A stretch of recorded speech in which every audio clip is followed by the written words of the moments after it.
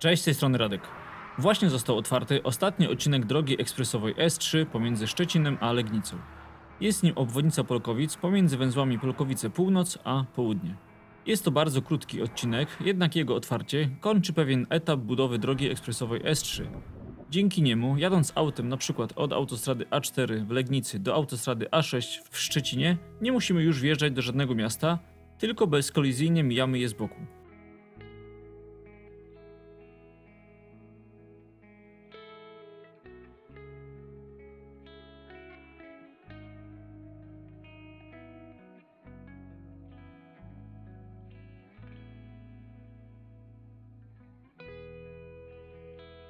Droga ekspresowa S3 stanowi międzynarodową drogę ekspresową E65 wiodącą z północy Europy na południe.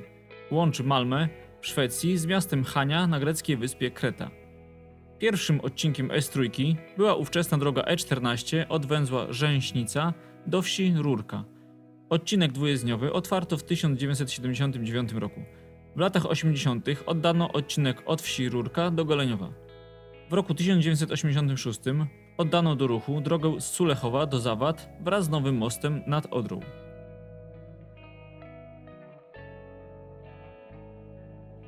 Następnie w 1995 roku oddano do użytku obwodnicę Zielonej Góry, Zawady i Raculi wraz z dwoma węzłami, obecnie Zielona Góra Północ i Południe, które miały stać się częścią planowanej wtedy autostrady A3. Południowy fragment obwodnicy Nowej Soli oddano do użytku w pierwszej połowie 1998 roku. Na kolejny odcinek trzeba było poczekać aż do roku 2003. Wtedy oddano jednojezdniowy odcinek obwodnicy Gorzowa Wielkopolskiego długości 2,5 km. Drogę budowała firma Bergerbau. W podobnym czasie oddano jednojezdniową obwodnicę Wolina długości 2,5 km. Drogę budowała firma Nesco. W 2006 roku oddano dwa jednojezdniowe odcinki, obwodnicę Międzyrzecza długości 6,5 km, którą budował Bergerbau. Drugim odcinkiem była niespełna kilometrowa obwodnica Sulechowa. Drogę budował Strabag.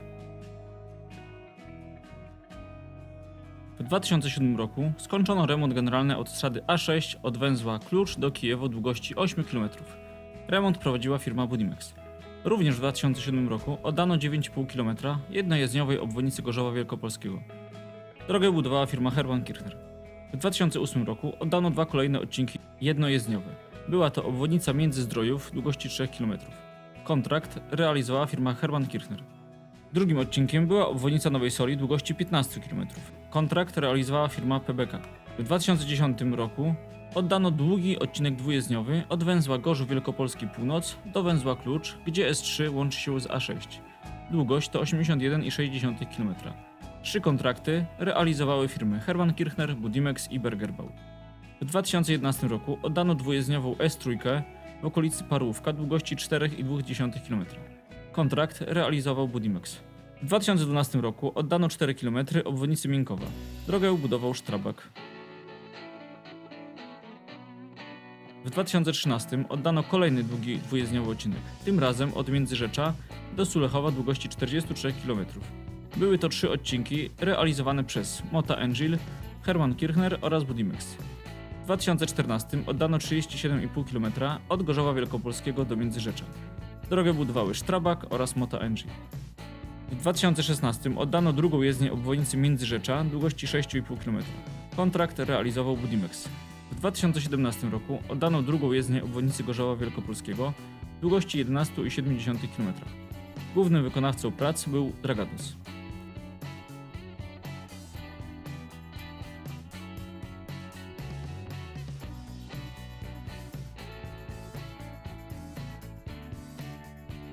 W tym samym roku oddano do ruchu dwie jezdnie od Sulechowa do Zielonej Góry długości 13,5 km.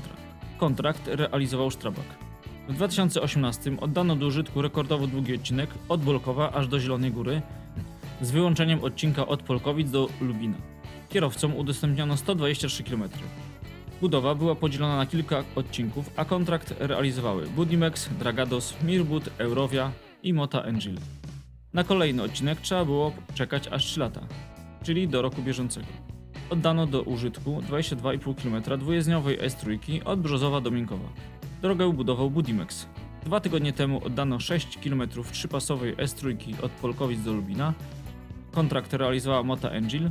Było to dokończenie budowy po poprzedniej firmie.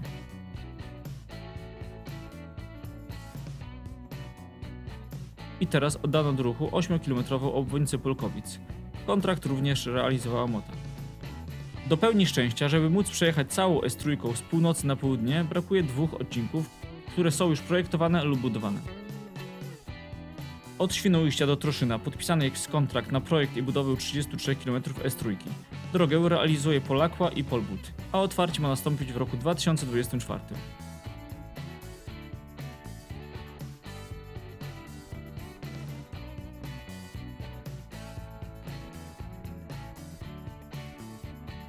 Natomiast na południu kraju trwa budowa od Bolkowa do granicy z Czechami. Długość to 31,5 km. Drogę realizuje POR oraz Mosty Łódź. Otwarcie ma nastąpić w 2023 roku. Jest to odcinek, gdzie będą 2 tunele, w tym jeden długości 2,3 km.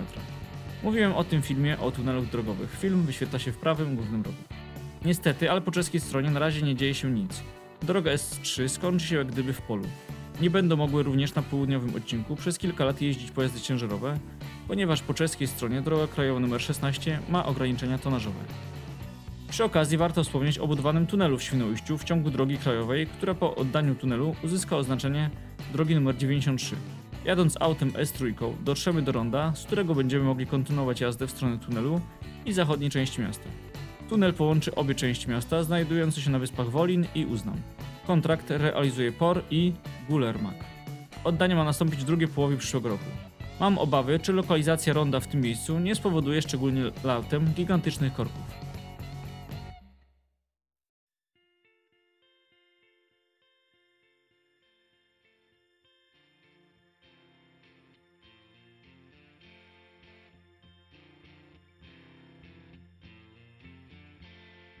Cała istniejąca droga S3 od Bolkowa do Troszyna ma długość około 406 km.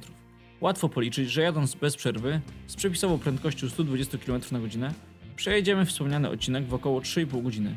Oczywiście na tak długim odcinku powinniśmy zaplanować postój. Droga ekspresowa S3 na całej długości posiada 2 jezdnie po 2 pasy ruchu plus pas awaryjny. Wyjątkiem jest oddany 2 tygodnie temu odcinek od węzła Lubin Północ do Polkowice Południe, gdzie na odcinku 6 km są 3 pasy w każdą stronę. Patrząc od strony Bolkowa, po drodze mijamy następujące węzły. Bolków, gdzie S3 łączy się z DK3 i DK5.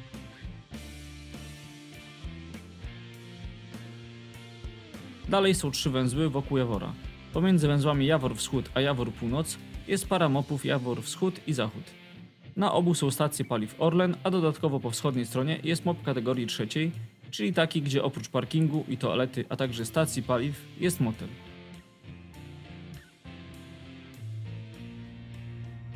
Dojeżdżamy do Legnicy. Tutaj mamy jeden z najważniejszych węzłów w ciągu S3, czyli Legnica Południe.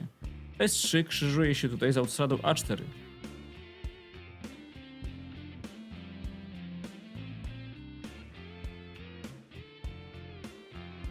Następnie jest Legnica Zachód oraz Legnica Północ. Zaraz za węzłem Legnica Północ jest kolejna para mopów, tym razem kategorii drugiej. Kochlice Wschód i Zachód. Po obu stronach są stacje paliw Lotos. Zbliżamy się do Lubina. S3 omija Lubin po zachodniej stronie. Są tutaj 3 węzły, z których możemy dojechać do centrum miasta. Są to Lubin Południe, Zachód oraz Północ. Od węzła Lubin Północ do Polkowice Południe, tak jak wspomniałem, na odcinku 6 km mamy do dyspozycji 3 pasy w każdą stronę. W Polkowicach są 2 węzły, po południowej i północnej stronie miasta. Następnie mijamy Głogów Południe oraz Głogów Zachód. W mojej opinii S3 idzie zbyt daleko na zachód od Głogowa, ale to jest temat na zupełnie inny film. Kolejnymi węzłami są Gaworzyce, Nowe Miasteczko oraz Nowa Sól Południe. Za tym ostatnim znajdują się mopy kategorii pierwszej, Lisiny Wschód i Zachód. Kategoria pierwsza oznacza, że jest tutaj tylko parking oraz toaleta. Później mijamy węzły Nowa Sól Zachód oraz Niedorac. Zbliżamy się do Zielonej Góry. Mijamy po drodze mopy Racula Wschód i Zachód. Po stronie wschodniej na razie nie ma stacji paliw, ale niedługo ma powstać. Po stronie zachodniej natomiast jest Orlen. Dodatkowo mop ten ma zostać powiększony, bo na razie jest bardzo mały i nieprzystosowany do dużego natężenia. Zielona Góra posiada 2 węzły, czyli Zielona Góra Północ i Południe. To, co mi się podoba w tych 2 węzłach, to to, że są tutaj łącznice półbezpośrednie, tam gdzie są największe potoki ruchu. Jeśli kogoś interesują węzły drogowe, to w prawym górnym rogu wyświetla się film o tym temacie. Następnie mijamy most nad Odrą w Cigacicach, a zaraz za nim jest węzeł Sulechów. Za Sulechowem po obu stronach mijamy mopy kategorii drugiej Kępsko Wschód i Zachód, gdzie właśnie trwa budowa stacji paliw. Zbliżamy się do Świebodzina. Miasto to pewnie wielu kojarzy się z ogromnymi korkami, jakie kiedyś były na dwóch skrzyżowaniach drogi krajowej nr 2 z drogą krajową nr 3. Po korkach zostały tylko wspomnienia. Przebieg S3 w okolicy Świebodzina jest według mnie najładniejszym w ciągu całej S3. Jest tutaj ogromny most stalowy, gdzie była droga krajowa nr 3 przechodzi nad S3. Dodatkowo S3 idzie bardzo dużym łukiem poziomym nad dolinką oraz mijamy ogromny pomnik Jezusa.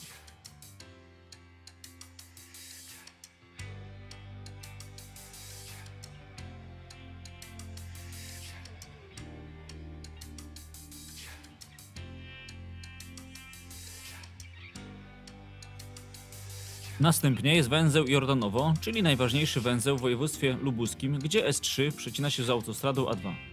Węzeł ten, z racji konieczności umieszczenia SPO, jest niestety podwójną trąbką, przez co przejazd przez niego jest spowolniony.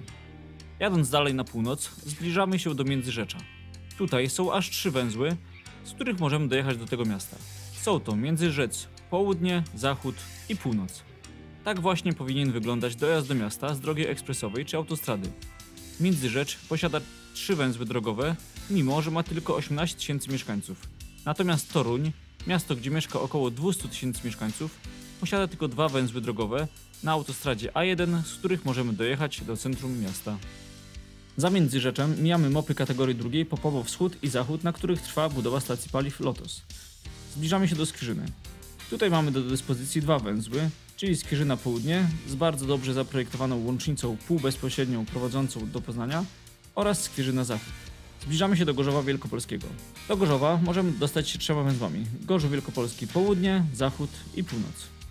Pomiędzy Gorzów Południe i Zachód przejeżdżamy mostem nad rzeką Wartą. Jadąc dalej mijamy mopy kategorii pierwszej Marwice Wschód i Zachód.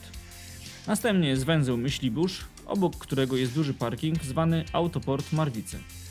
Jadąc dalej na północ, wreszcie dojeżdżamy do mopu kategorii drugiej, gdzie jest stacja paliw oraz restauracja. Są to mopy Sitno Wschód i Zachód. Po stronie wschodniej możemy zatankować na Altosie, a po zachodniej na BP. Po stronie wschodniej ostatni parking, gdzie można było zatankować, był w okolicy Legnicy, więc przez około 247 km nie ma stacji paliw przy S3 po stronie wschodniej. Na szczęście na 2 omawianych wcześniej mopach trwa ich budowa, więc niedługo sytuacja się zmieni.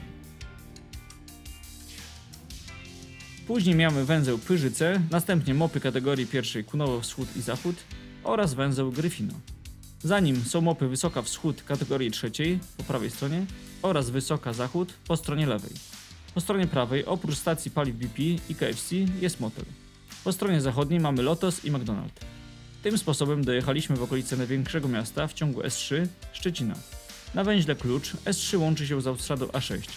Od tego momentu S3 idzie wspólnym śladem z A6, a później z S6 przez 36,5 km. A6 wraz z S3 mija Szczecin po wschodniej stronie.